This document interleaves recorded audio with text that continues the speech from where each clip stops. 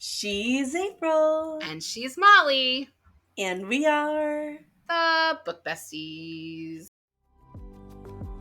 Nice. It's all coming up who? I'm going to say something blasphemous. She's like, the book says we only do this once. And he's like, once? Have you met 13-year-old boys? Look at Drew Barrymore.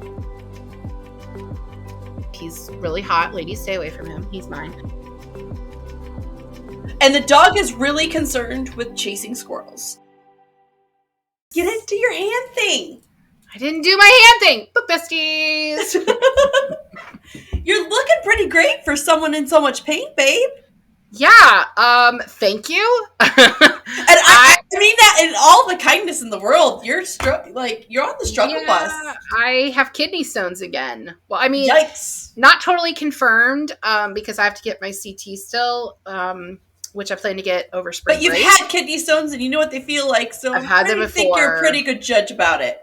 Yeah. I'm not having all the symptoms that I have when I have kidney stones, which is good, but the pain is kind of sucky. Relentless, yeah. So they gave me the good drugs, and I just can't take them when we're doing pod, because, I'll just fall asleep in the middle of us filming. I mean, at least, your tolerance is low. I'm a cheap date. I'm an elephant when it comes to pain medication. You have to really hit me hard, or it's never taking effect. Well, I mean, you have chronic pain. That's a little bit different than me. That just occasionally. Well, and I also have also a child of an addict, so my tolerance just keeps going up and up and up and up. And no, you know how they talk about how as you get older, you drink wine and you have a lower tolerance for it. Yeah, I take Tylenol now, and I'm yeah, I'm done. Regular I drink wine and get a migraine, so it's the tannins. Damn those tannins. The sulfates. My doctor told me sulfates. Yeah. Right. So this week we are talking about one of my all-time favorite books, Good Omens. This is a copy from the library. This is actually my third copy. I had a copy in middle school and high school that got misplaced, which I probably should not have been reading this in middle school. That could explain a lot about my personality. Well, and the snarkiness, and it could explain a lot. My middle schoolers are reading worse than this, so... Yeah, and then I had a copy when I first got in the Coast Guard, and one of my moves, I had boxes of books go missing, which I had a couple first editions in, which the movers claimed that never happened, so that was a fun one. Look, they got this one. The movers ran over our mattress with a forklift and claimed the tire print was there when they picked it up. What? I'm not kidding. I was yeah, no. So, that's not how this works. Besties, if you have ever moved via military, oh man, you are really playing the lottery. Really playing the lottery. Well, I mean, moving companies are, hit or miss anyway. Right, in general. But the military takes the lowest bid. Right, exactly. So, and they're moving a crap ton of people, and because summer is the season of transition. Yep. Oh, metaphorically and literally, people. It's true. It's true. Well, I did not own this book, and I had never read it before. Really? I borrowed it. I borrowed it from the library, and I listened to the newly produced full cast audio, which includes David Tennant and Michael Sheen, which it's the full cast from the Amazon show. Well, yes and no, because Judi Dench plays God in the Good Omens Amazon show, the voice of God. Neil Gaiman does it in the book. Not in the edition I was... Really? In the audiobook, I think he does. Not in the audiobook I was listening to. Oh, man, you missed out. It's kind of funny that he does it. Oh, well, that is kind of a bummer. But I liked it because this book, and I know we'll probably get into this, but this book at the end, there's just a shit ton of characters. And it's hard to keep track. Well, it's hard to keep track with all the storylines anyway. And we'll talk about that actually. Yeah, for sure. I actually could not listen to it We got it like Right, the full cast. well, we got the full cast like on the bestie account, and I AKA got Molly's account that April frequently uses. but we sharing is caring, love. Sharing is caring.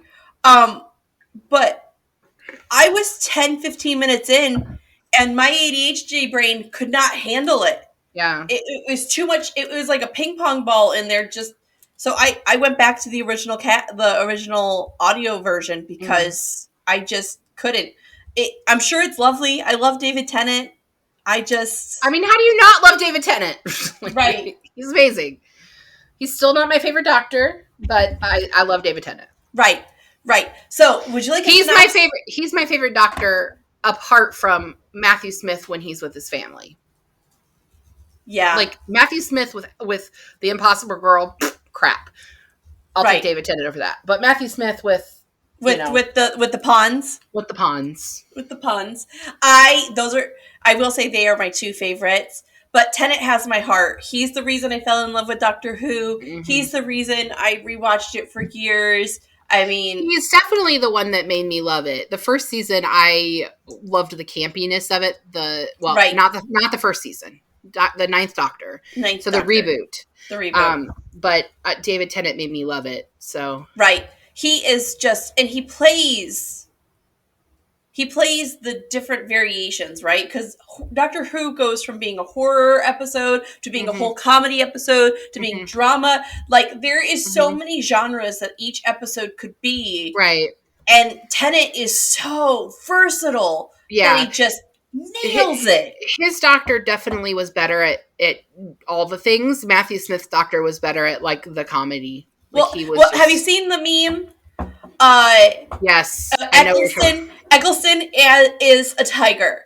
Tennant is a house cat. Yeah. And Smith is Tigger. I thought you meant the meme that came from Good Omens, where the direction for David Tennant was, imagine the TARDIS blew up.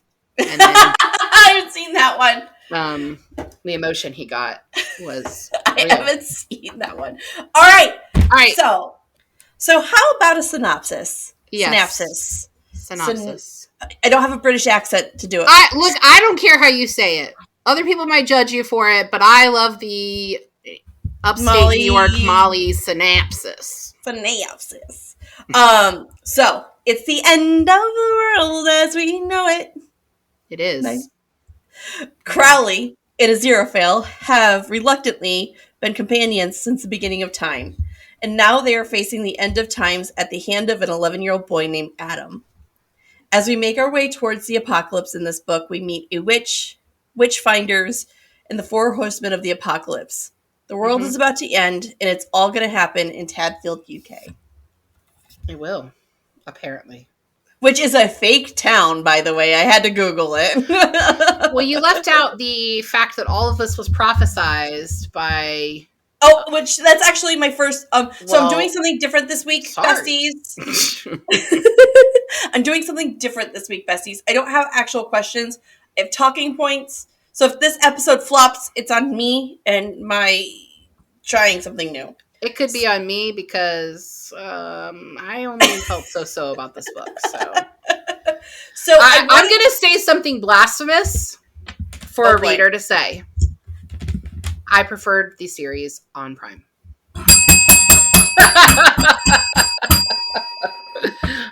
You can't ring a bell at me. Like, at the opinion. Well, fine. So, but okay. I preferred it. My first talking point, this is a book about heaven and hell and the end of times. And... Sort of. Right. Well, okay, it's a variation of it, okay? Mm-hmm. And the book that is the biggest focal point is not the book you would think it is. Right. It's not the Bible. No, it's not the Bible. It is the nice and accurate prophecies of Agnes Nutter. Which, by the way, mad props to Terry Pratchett and Neil Gaiman for the names they came up with in this. Oh my God, I love that she's a nutter, which is a British slang for somebody who's crazy. Being crazy, right. Yeah. So... That's funny. What do you think of this? What do you think of this book of like it our main characters are literally an angel and a demon. Yeah. We're following the apocalypse and end of times like it is prophesied in the Bible, and our main focus ain't the Bible. That's not even our reference point. It is this book written by a witch. I would say that was a smart choice on their part, because like I don't know that very many people would take kindly to them being like, we're using the Bible literally here. I think it's a good a bastardization of it, the Bible. Right. I thought it was smart. I thought it was humorous. It was very funny. I don't know that I would agree with you that Aziraphale and Crowley are the two main characters. I think in the Prime series, they are. When you hire David Tennant and Michael Sheen, they're the stars. Main characters, right? Like, Michael Sheen plays a bad vampire in Twilight, and somehow he's the star of those movies when he's like on for like this much. Right. Yes, that laugh is so freaking creepy. Oh my gosh. Okay. The fact that you knew what I was doing makes it even better. That's when he heard Renesmee's heartbeat. Yeah, it was so crazy. But anyway, like I don't know that I would say that they're the main characters. Now I get it. Like it follows them from the beginning in the garden to the end of the world. I get that part of it. But I would actually argue that you have 3 pairs of main characters. Maybe you could go with 4 main pairs of characters, but I would say Aziraphale and Crowley are one main character. Well, we have a narrator too, right? So but I wouldn't count that. The Nutter's granddaughter, whose name escapes me right now. Oh shoot, I have a list of her. I'll pull it up. Keep going. And the man that's supposed to be witch hunting her. That's our second. I don't think he's a main character. No, I'm saying these are pairs. So those two, Aziraphale and Crowley, and then the Adam and the them maybe. They are, but only at the end. So then I would say the third pair is the old witch hunter guy and the woman that lives across the hall. Device. Yeah, Anathema Device. And the third pair I would say is the old guy who lives across the hall from the woman that he keeps calling a whore. So we're talking about New Pulsifer. Yes. New Pulsifer and Anathema Device are the second pair, I would say. Mr. Shadwell. Madame Tracy are our third. Okay, so Adam and the them, I guess you could call them like a fourth main character group. But I actually think that even though Adam is meant to be the son of Satan, right, that he's more of a minor character. Like I think the story is about those 3 pairs. Right. And how they are dealing with the end of the world. Mm-hmm. That's what I think. But again, when you hire David Tennant and Michael Sheen, they're the stars. But okay, so being that we have a narrator, do you think Aziraphale and Crowley? It is your garage. Do you think Aziraphale and Crowley are also narrators in a way? No. They're narrating for their side? No. And I think so like the Amazon Prime series makes the narrator be the voice of God. Right. And I don't know that that's really what the book is doing. I don't think that's what they intended. I don't think so either. But because I read the full cast, while I was listening to it, I expected David Tennant and Michael Sheen to be in it more. Right. And they weren't. The book. They stuck to the book. Correct. But see, I hadn't read the book. So for me, they are equally as important as those other pairs I mentioned. And I don't think that they're narrating as advocates for one side or the other. I think they are advocates for one side or the other. But I think what is interesting about this book is they make a very human observation about non-human beings. Right. They make an observation that there is good and bad in everyone. So Aziraphale makes some decisions that are kind of really crappy. And Adam is a symbolism, right? Right. Adam is symbolism for mankind. Adam is symbolism for man's choice. Like, Crowley makes a statement, and I didn't tag it. I forgot to tag it. He talks about when they're talking about all this evil, right? Mm-hmm. They're comparing the evil things they've done. He's with the other demons, and they're talking about all these evil things they've done. And he's thinking to himself, and he goes, do you guys not realize humans do way worse evil on their own when we're not involved? Yes. And he's like, Crowley says that, right? Yes, Crowley. And he's like, he's thinking about that, and it's true. Like, right. But it's just, well, and I think, when you get the 4 horsemen of the apocalypse, like those 4 are really good at shining a light on those negative aspects of humanity. The natural evil those of are natural things that we're doing. Yes. They're just symbols of that. Correct. Yeah. What do you think of the world building that David Tennant and Terry Pratchett, not David Tennant, David's on the mind now, Neil Gaiman and Terry Pratchett have done in this book? So I know you're a fan of Neil Gaiman. This is the 3rd book that I've read of his. The first book was Coraline, and I didn't really like it, but I really liked the Graveyard Book. He's so good at world building. Like, I've never read anything by Terry Pratchett other than this, but together, they've really created a world that, like, I feel is believable. And they've gone and done historical things. Like, they built worlds that, like, existed at the beginning of time, right? So, like, biblically, what I believe happened in the garden, they've recreated that in a way that is funny and feels authentic with but is also like, but it's also not an insult to religion. Correct. This book has, while it is a comment on religion and different variations of religion, it is not poking fun at it. It's not attacking it.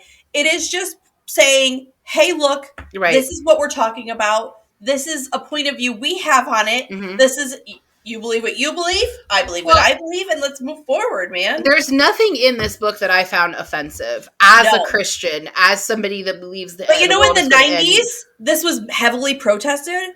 Oh, I'm sure it's a banned book. You can't talk about God and it not be banned. Yeah. Like, the Bible is a banned book. So. Right. That's so weird, by the way.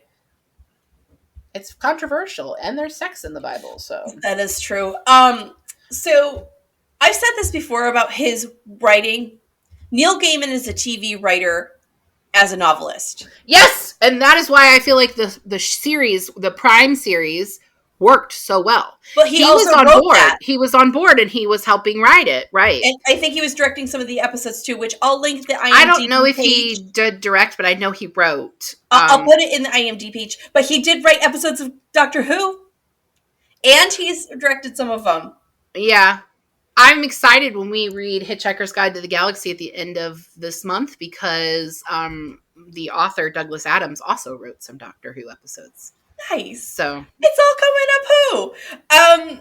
Everything does. Everything comes down to who, which I know it's not. All right. No, I love it. I love it. It's going to be for our season 2 wrap up. We sing a lot.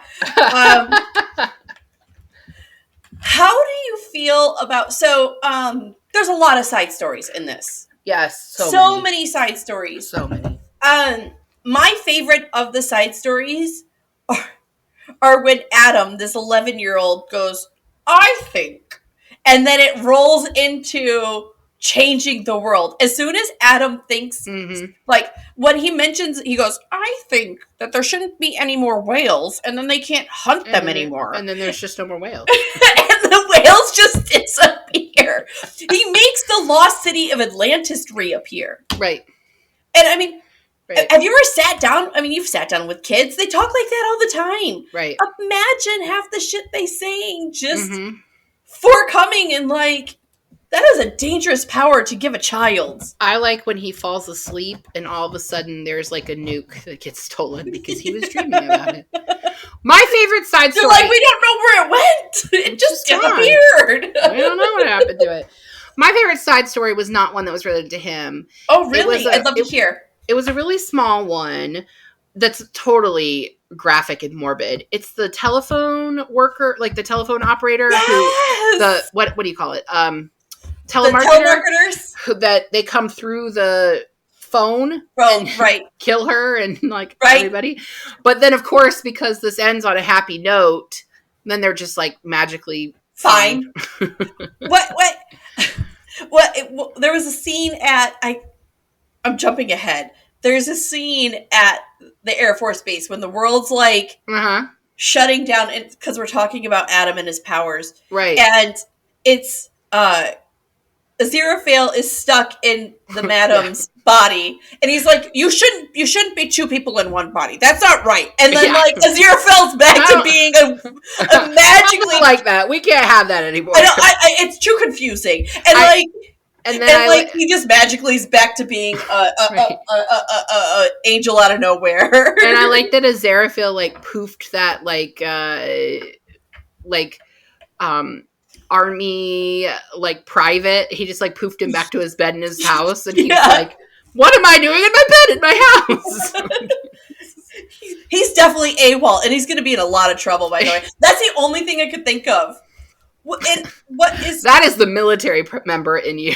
Like for me, I was just like, so much trouble. How did he go from his duty station in England to his home in Kansas? But there is so much commentary in these side stories that is about humanity, because you've got that corporate retreat that when they realize they have real bullets, they just like start murdering each other. Right. It's human nature to just embrace what's going on. I'm sorry to relate this to like religion, but I'm going to for a second because I'm teaching a Sunday school class because it's Lent season when we're filming this. But I think this episode actually comes out after Easter or right before Easter. But anyway, it's Lent season while we're filming this. And we were talking about like the mob mentality. So that's the week before Easter. So like we were talking about the mob mentality. Happy Easter, we're talking about God. Talking about the mob mentality of the people who are watching Jesus be crucified, right? And like I feel like that happens in this book too, like with the well, now we have bullets, so we're just going to start murdering each other because kill or be killed kind of situation. But it's such a Crowley thing to give them the ability to kill each other, but they're not really real bullets and nobody's really dying. Well, he was going to fix it, right? He was like, that's fine, they won't really die. Like they're real bullets, bullets, but they don't kill each other. It is such that's a sign of Crowley's humanity in this book, right? Well, the longer he's been on Earth, the more human and more he's cared for the humans. Right. Like Resident Alien, I know you're a fan of that, like I am. And that show this season is dealing with that. Like he's been on Earth for so long that he has humanity in him now. Well, but I think the opposite can be said of Aziraphale. Like he has some things, he makes some poor decisions because he's influenced by humanity as well, and humans are imperfect. Right. The reason his body was evaporated the first time was because he found Agnes Nutter's book and he took the time to read it, and then the Witchfinder found him and burnt his shit down. So, I mean, he was doing a very human thing. He was... One finger, Mr. Shadwell can send you to the pits of hell with one finger. The person that does the original audiobook, not the cast one, does all the voices, and the Mr. Shadwell voice is very much like this, and he's very... I like the person that does the Mr. Shadwell voice in the full cast too, because the way that his voice is described is like nondescript, several different like UK dialects. Like he uses a mixture of like, you basically are like, where the fuck is this guy from? And he does a really good job. He's Examiner. He's like from everywhere. He does a really good job of like, sometimes he sounds Scottish and sometimes he's Irish and sometimes he's like got a Cockney accent. And you're like, seriously, the fuck, dude? Like, what's going on? Well, and like, and if you're from the South, you're soft, right? Isn't that the thing of his? Like, there's the Southern Nancy boys. Isn't that what he could say?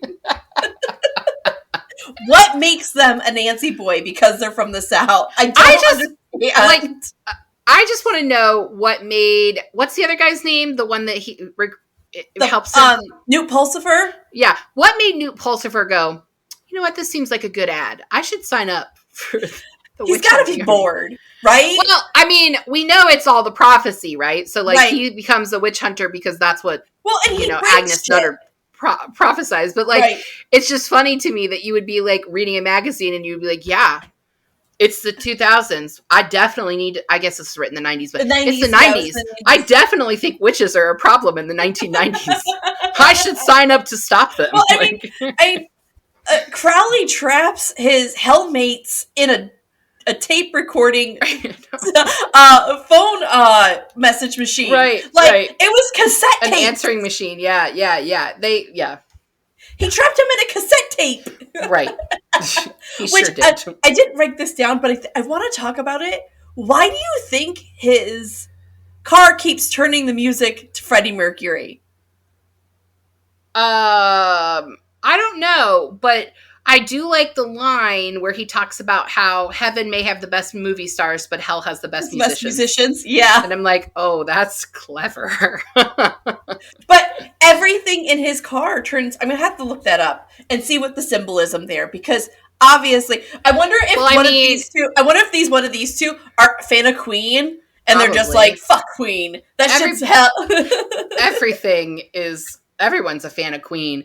Except for one of these fuckers. If this is the 90s when this was written, it wasn't too long after Freddie Mercury died. It could be an homage to him, maybe? Yeah. I mean, he's, a UK icon, so... Right. I don't really know, but I just thought that was a funny line. What did you think of this all ending technically on American soil? Being that it was an American Air Force base, do you think it's a conversation about American imperialism?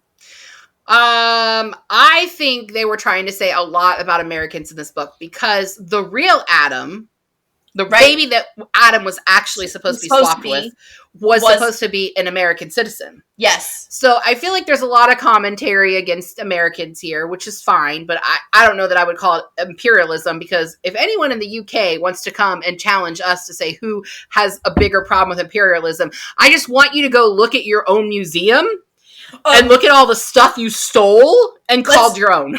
Let's talk about what's going on in the news right now.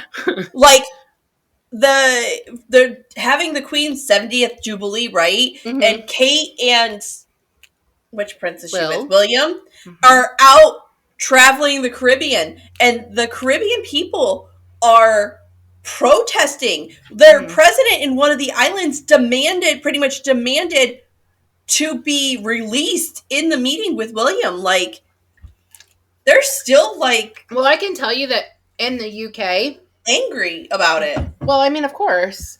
I can tell you that in the UK, there are a lot of British citizens who say, let the Queen rule to her death, but let her be the last.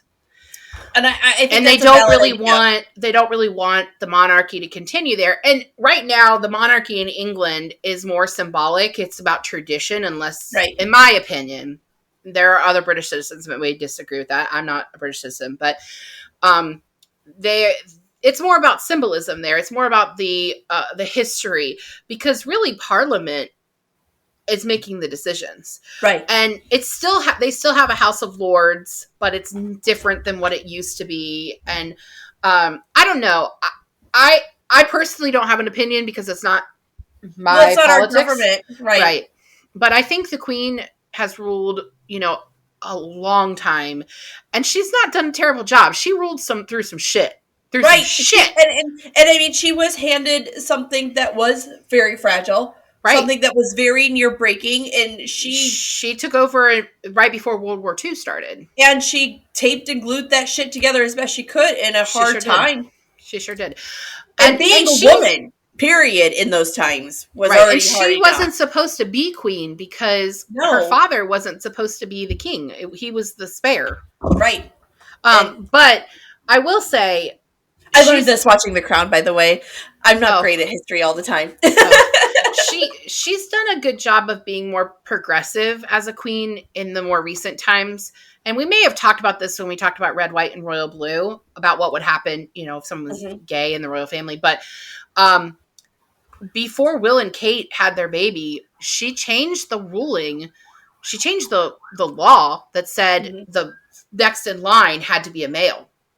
Like that if the firstborn was a woman, the firstborn woman could not be the queen. You would go to the next one that would be the first son. That's a little sexist. And she changed that before Will and Kate knew that they were having a boy. So if they would have had a daughter, that daughter would have been queen someday. Snubbed. Yeah. Yeah. Which is that's pretty progressive for the queen. Wait, I'm misunderstanding. You're saying it doesn't have to be male? It doesn't have to be male anymore. Oh, okay. That was the rule, that if your firstborn was a girl, but your secondborn was a son, the son was the heir. I'm comprehending now. I was mixing it up. Gotcha. And the reason she's queen is she has one sister. Well, had one sister. One sister, right. We are way off the rails. Okay, so let's talk. That's enough British history with April. You're welcome. So let's talk about all the character work they did here. Yes. Because, I mean, you've seen the list of characters. You listen to the book. There's a lot of characters. We even got sub-characters, right? There's random vignettes of we're going to read about this character Ted for 3 sentences. Right. Big Ted. Big Ted is one of the bikers. And he decides to go by, and he becomes one of the extra horsemen. We got Scuzz, and there's a nanny, and there's so many different minor, there's one biker who keeps changing what he is. That's what I was laughing about. He keeps changing. Let me see if I can find it. He keeps changing the thing that he is because he wants to, they decide that their name, they're the one of the horsemen of whatever is basically a grievance of theirs, whatever is annoying to them. And so he keeps changing what it is. At one point it's diet beer or light beer or something. Or non-alcoholic beer. Non-alcoholic beer. Non-alcoholic ale. Yeah. Oh my gosh. And hearing the narrator read that part just had me laughing in the car. I was laughing so hard because he's funny. formally. It's very funny. Don't you see why I can't be non-bloody alcoholic lager? Shut your face. Death and famine and war continue biking to Tadfield. Grievous bodily harm, cruelty to animals, things not working properly even though you've given them a good thumping, but secretly non-alcoholic lager. And really cool people. Really cool people. I really hate and cool the people. one that's secretly non-alcoholic lager changes his name again too. A page later. Yes. I think that's the humor, and I would have loved to have been a fly on the wall as they were writing this, because I sometimes think, I kind of feel like it was when we do our pod together, it's things we find funny and we just hope other people do too. Right. Well, and I have a whole runner in the notes about, they wrote with a partner, and did you get a chance to read the article? I did. I read the article. What did you think? Well, I definitely feel bad for Neil Gaiman that he lost his friend and writing partner. Right. And he talks about when he would write other things, he wants to still call Terry Pratchett and read it to him. And right. So I definitely feel bad, but I think it really takes a special team to be able to write well together. And I've read a lot of books that have dual authors. And this one's coming up, actually. Royal We was written with 2 partners. It was. I think they did a good job blending their writing styles. It sounds like one person wrote that and book. That's how I feel about this one. I wouldn't have known 2 people wrote this if I didn't know 2 people wrote this. It's very well written together. It is. I didn't love the story.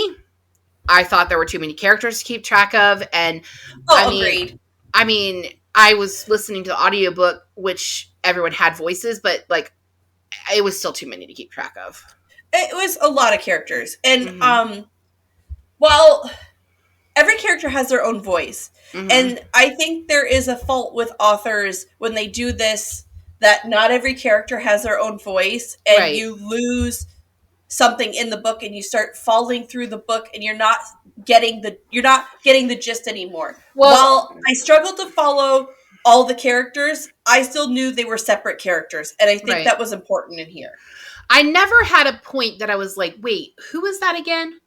And like another book that has a lot of characters, like the Selection series, sometimes I forgot which girl was which girl.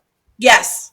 And I didn't have that problem here. I was like, oh, very clearly this is this person. Like, yes. And yeah, I didn't lose that. And I don't think it was because I was listening to a full cast. I honestly think it was just because they have a very clear, like, voice, you know? Now, I've never read I have never read anything by Terry Pratchett, but I feel like this is really strongly Neil Gaiman's writing style. Like, well, I feel like this leans more on his side than Terry's. What do you think? We can't make that decision because we've never read Terry Pratchett. Let's see what he's written, because I don't remember any of his books, honestly. But they've written a lot together. Like, that's like, I don't know what Terry Pratchett was writing himself, but let's see. Terry Pratchett. I'm pulling them up right now. A Hatful of Skies. Well, just looking at these pictures, a lot of covers, kids' the books. Color of Magic, Mort, Guards, this seems like it's probably humor too. Dragons at Crumble Castle, Dodger. These look like children's books, honestly. I don't think he writes children's books, though. The artwork would make me think differently. Well, I don't... Some of these are older, like The Lost Cosmos. I think he does both, like Neil does. It looks like he does both. Because there's plays on here, but you can see how their styles would definitely merge together based off the artwork I'm seeing on these books. Well, one of the things I thought was interesting from the article you sent, and please link that for our listeners. I will put it in the notes. One of the things I thought was interesting was he was talking about how, I blanked. Oh, when he went off on his own and started writing books by himself and not working with Terry, that even though they weren't working as partners, he would still call Terry and ask him when he was stuck. Right. So, like, even when Neil is writing by himself, he needed Terry. Right. I mean, I wonder if it was vice versa as well. I don't know. But, you know, they never got around to writing the sequel to Good Omens that they had planned. Which they did leave this open-ended for a sequel. Right. And I thought the series, the Prime series, when it ended, I was like, well, that's definitely going to get a second season. And it did. And it did. And I think one of your questions or one of your bullet points, and I'm jumping ahead, I'm sorry, but you wanted to know how I felt about there being a second season. Did it need it? And I think it did. Like, Netflix making a second season of 13 Reasons Why was stupid. Agreed. It was dumb. This getting a second season, I feel like it left it open enough that now we could see what happens after. And because something very interesting happens at the end of the book, which is that Nutter comes back. Right, the second. So she's back. Okay, let's talk about that scene for a second. So, our poorly handling electronics Newt, who is a terrible witch finder, falls in love with a witch. He's really good at falling in love with witches, though. Yes. And he's terrible with electronics. Just not good at hunting them. Abysmal. He answers the door at the cottage, and a lawyer's there with a box, a wedding gift for the two of them. And he's like, we're not married. This is kind of weird. I don't know what you're talking about. And the lawyer's like, hey, look, there was bets on what's inside this box. I'm just here to fill it. Because they've had it for like 200 years. Yes. And then the lawyer proceeds to tell him about the two people that did try opening it, and they got letters.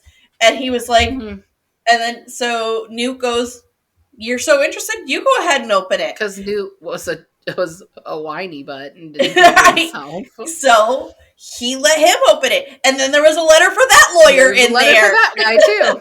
And he bolts. And and then when not Agatha, what's her name?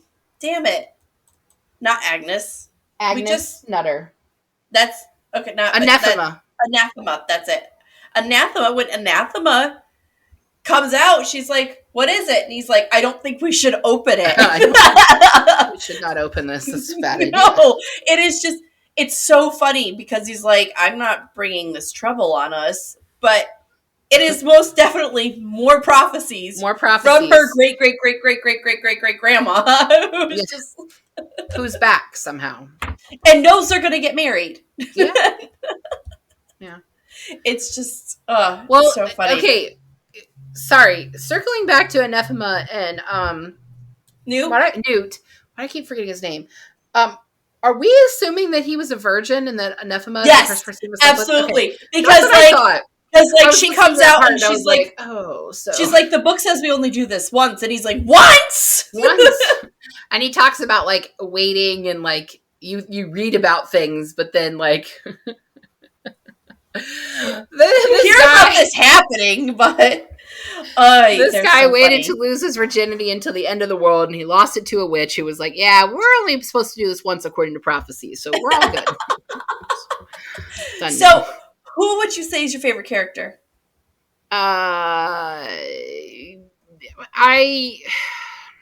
Do you have a favorite character? Let me ask you that. I really don't, because I could make the argument that Aziraphale is my favorite. I could make the argument that Crawley is my favorite, and I could make the argument that Anathema is my favorite. Okay. So I would say those three. Okay. Is there a storyline you liked the most? I also kind of like Shadwell because I think he's just like a crotchety old man who's batshit crazy a little bit. He's crazy.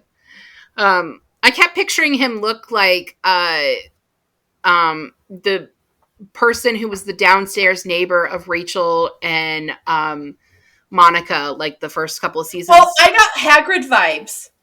Like big and no, like I wasn't picturing him that big. Mangy hair, yeah. I was just picturing like crazy guy. Kramer-esque? Yeah, I guess we could go with Kramer. But older. Older, yeah. Was there any storylines you liked the most? Probably Anathema and Newt's story. I liked their storyline. I mean, obviously, I'm invested. Love story. And it is a love story. A love story. Fuck, I do. I honestly think you could make an argument that Aziraphale and Crawley have a love story too.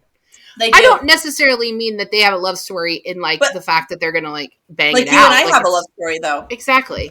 Like I feel like they have so much history there that they love each other, and they love each other even though they're on different sides of the same coin. They're on different sides of the same coin again, and they still.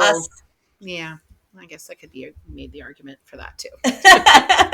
Which I mean, I'm obviously more Crowley-esque. I have a more sinister. Would be fine with being called Aziraphale. That's fine with me. I do think it's really funny that they make the argument that Aziraphale isn't gay. Like, angels can't be gay. They just don't have a sexual orientation. When they choose to, they choose to.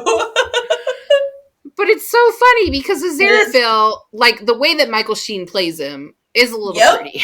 Like, it is so. Sorry, my scalp itches. Yeah. It's dry here. It makes me think about when I was in college and my Christian friends and I would have this joke of, is he just really Christian or is he gay? God-loving or God-fearing? Because, like, the good guys, the sweet guys that would, like, take care of you and, like, befriend you in, like, the kindest way. They're on the line. And protect you. You'd be like, they're either, like, really into God or they're, like, really gay. There's no in between. So, now that you've read the book, how do you feel about the casting matching up to what was on the page? Yeah, 100%. I mean, you can't go wrong with David Tennant, Michael Sheen anyway, but like... I mean, it's a star-studded cast. Right. Nick Offerman? Yes. John Hamm, which not in the book, this book. No. But in the article that you posted, they had intended to write a sequel, and that John Hamm's character, Michael the Archangel, would have been in that one.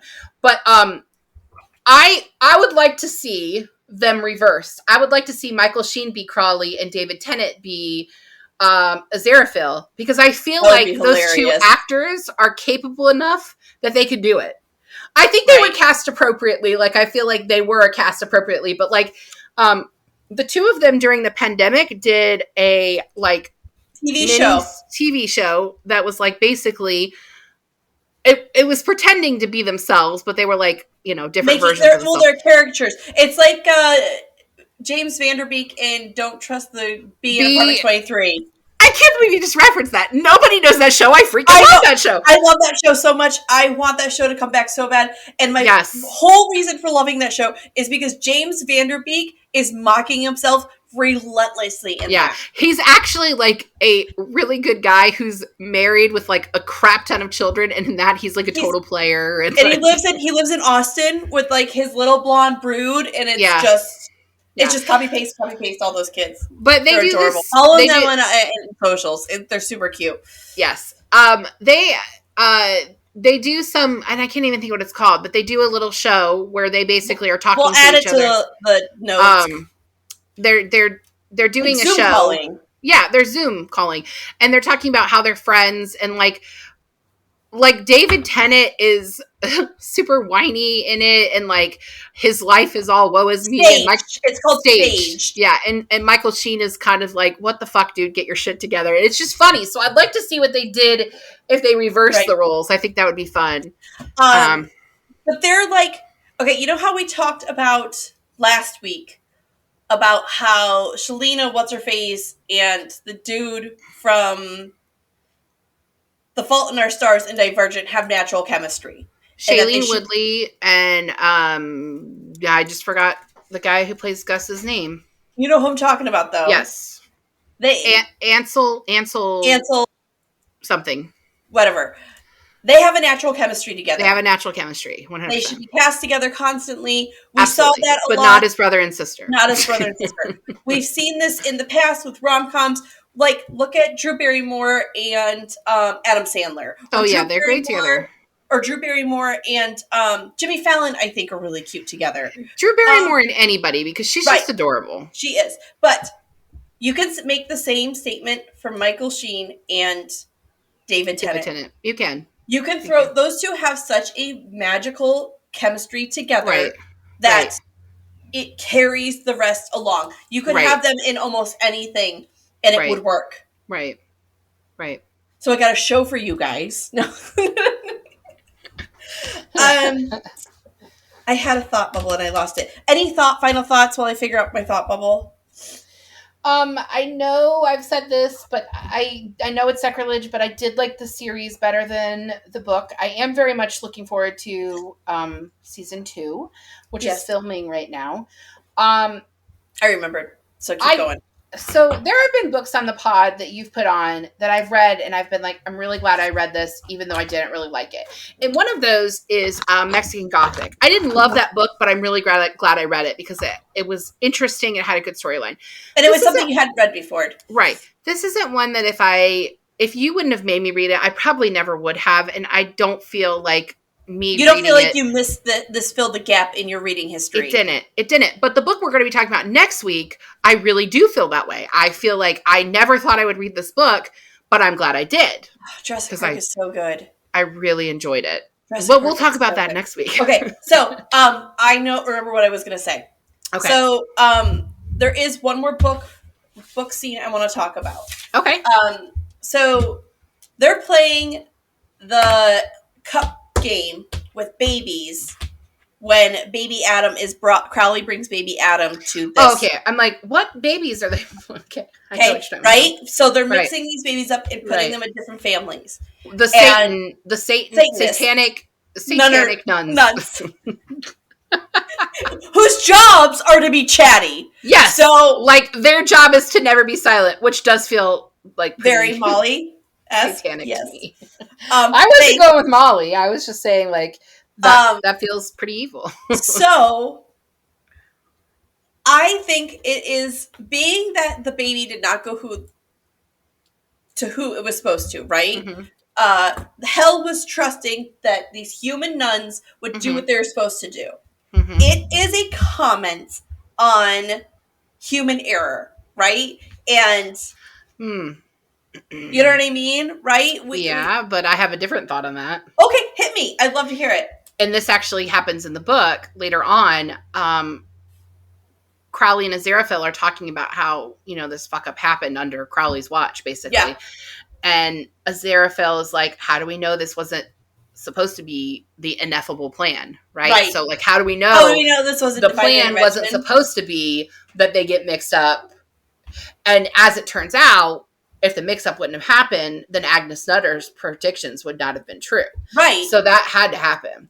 Right. But what I do like about that scene, and what I think is really funny, besides the satanic nuns being the ones that do it, they talk about the other baby, right? So Adam is replaced. Who's into tropical fish and like... Right. So they try to like say, sure, probably nothing bad happened to this kid when it was satanic nuns that were taking care of him. We'll just pretend that he had got adopted by a good family. And so you're thinking the whole time, oh gosh, this kid they was just like threw this baby murdered. They like murdered this baby. Threw him into a volcano. Shit. But then we find out, no, he really was adopted by a family, and he's a kid that Adam goes to school with. He's like their competition, right? Their rival gang. Rival bully, yes. And like the narrator goes, see, I told you he'd be into tropical fish. I do think it was clever that, so Warlock is the person that Adam was supposed to be. Yes. Like he was supposed to be that kid. And Warlock's not into any of the things he's supposed to be into. He's a spoiled brat though. He is spoiled. Right. But I think it's interesting because Adam just grew up regular, normal. And if you want to talk about the comparison for the Antichrist, which is essentially what Adam is, and Jesus or what he's supposed Christ, to be. Yeah. Right. And Jesus as Christ. Jesus grew up a very normal life. He was the son of a carpenter. And Adam is just like the son of a normal guy. And he's grown up like a normal life in a small town. Like he's just living his life. I think it was an interesting choice to make him 11. I think it would have been kind of a stronger choice if you would have made him like 13, because like because there's so much religious symbolism in this, obviously. Right. And at 13, that's the bar mitzvah, right? So then Jewish men are men at 13. But I think... I mean, he's not Jewish, but I just thought that would be an interesting take. I think they needed him to still be a child. Well, he would have been at 13. He's still a child. Right, but the symbolism of manhood at 13 takes away those childish aspects. We wouldn't get whales disappearing from the ocean. Girl, you have a 13-year-old. Yeah, and she would not be being that silly. Your daughter, have you met 13-year-old boys? They have other things on the mind, I'm told. Well, yeah. But stealing nukes, that would be something a 13-year-old boy would totally do. Yeah, I don't know about the whales. Demolition. But I think it's more of an innocence thing. You're at 11, you're still a solid child. There's no variation of adult ideations. You know what else I love? He names his dog Dog. Right. And he's supposed to be this vicious hellhound. This is a hellhound, right?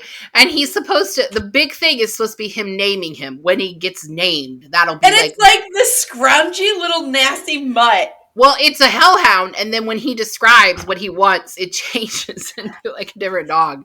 And we get the dog's point of view in this book. Don't forget. Yeah. And the dog is really concerned with chasing squirrels. Yeah. Also, I want to talk about, can we talk about the Four Horsemen for a second? Yeah. I know we briefly talked about them, but I really think it's an interesting take that Pestilence left the group because of basically a vaccine. Yeah. He was like, I can be beaten now. I'm just going to bow out. Y'all have fun. I'm going to dip. And so now it's pollution. Right. Which is a more modern problem. Right. Although I guess because we are just coming out of a pandemic, and it depends on it, we're coming out of a pandemic because now it's an endemic. But so pestilence might have been a problem. Maybe in season 2 we'll get a tongue-in-cheek joke about how Pestilence wish he would have stuck around or something after. That would be awesome. Neil Gaiman is on board for writing for that season 2 as well, and it's going to be what they had always intended to write, but they didn't get to because Terry Pratchett passed away. Yeah. Right. Well, that's Good Omens, gang. It's Good Omens. Yeah. What did you rate it? Well, I've grown with this book, and it stays a solid 4 for me. Mm-hmm. If I'm having like strong ADHD issues, I can't believe you can follow this book with ADHD. That's why I'm saying, if I'm like struggling with my ADHD, this book goes out the window. I have to really be in control. I have to really be in control for this book. What was your final review? I gave it a 3 out of 5. Okay. And I said because, like, I feel like the book greatly relies on visually stimulating imagery that somehow didn't work in a book. Right. But it works very well in TV. But I did give it a 3 out of 5. It's not that I don't think the writing's there. I don't know that Neil Gaiman is my favorite. I mean, I know you really love him, but, like, the stuff he writes is just not weird. My thing. I like the weird. I know you do. And I liked The Graveyard Book. But that was a kid weird. Yeah, but I didn't like Coraline, and that was kid weird. Anyway, all right, so let's talk about what we're doing next week. I don't have the book with me. You got it? I'll show it. Next week, we are reading Jurassic Park by Michael Crichton. And Molly will also be hosting this week. So she's doing 2 back-to-back.